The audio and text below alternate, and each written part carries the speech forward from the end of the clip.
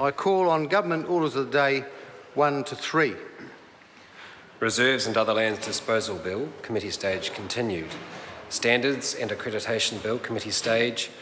Radio New Zealand Amendment Bill, Committee Stage. I declare the House in committee for further consideration of the Reserves and Other Lands Disposal Bill, for the consideration of the Standards and Accreditation Bill and the Radio New Zealand Amendment Bill. Mr. Chair. Mr. Speaker.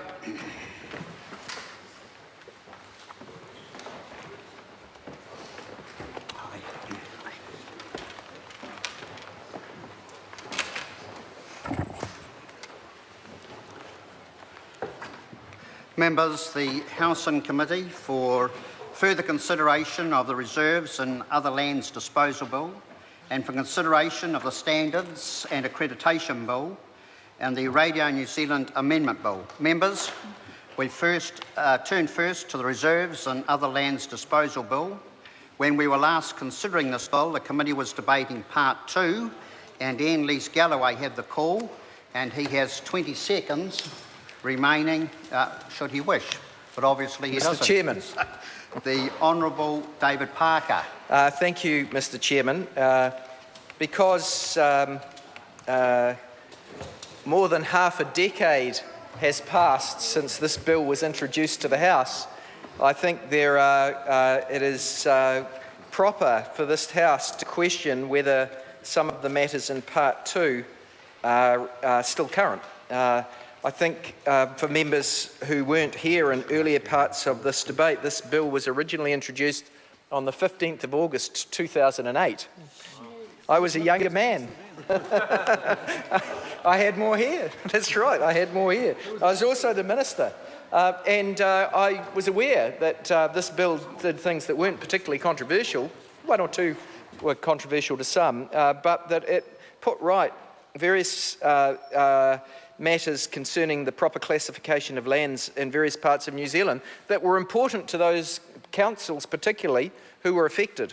And I had an expectation that that bill would be referred back and dealt with pretty promptly by this House. Well, since then, I think we've had 3 or 4 ministers. It was reported back to the House by select committee in 2009. It was an undue delay. But then we've had approximately 6 years of delay while it sat on the order paper. And one of the questions I want to hear from answered by the Minister and the Chair is what cost that has caused to the people who are affected by the provisions in Part 2 and haven't had the clarification through this legislation that should have been through about 5 years ago. I've got one example that I would like some comment from the Minister on, and that relates to what is called locally the Forester Heights land in Oamaru. That land, Mr. Speaker, was controversial in that the status of the land was, it's called actually Lookout Point land in this provision, but it's colloquially called the Forester Heights land in Oamaru. And they'll understand this debate if I refer to it as Forester Heights land. That land was originally given to the council as an endowment land, which meant that it was for monetary purposes for them. And if they wanted to sell it and turn it into money and buy another piece of land or do something else with the money, then that was always up to them.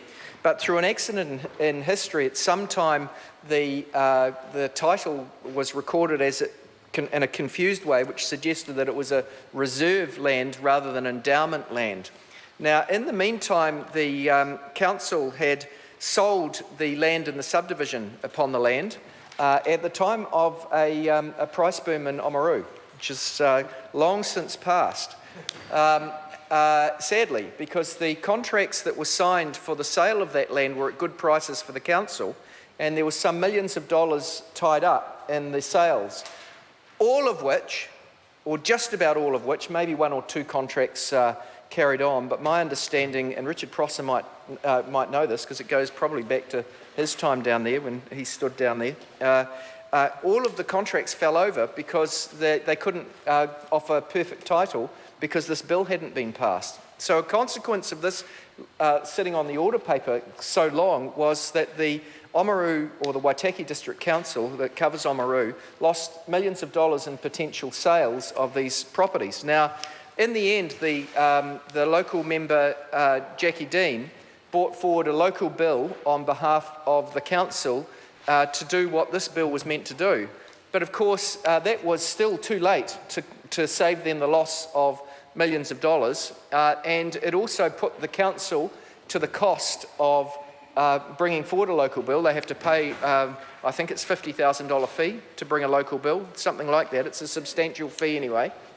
Someone can correct me if I've got that amount wrong. They were put to that cost.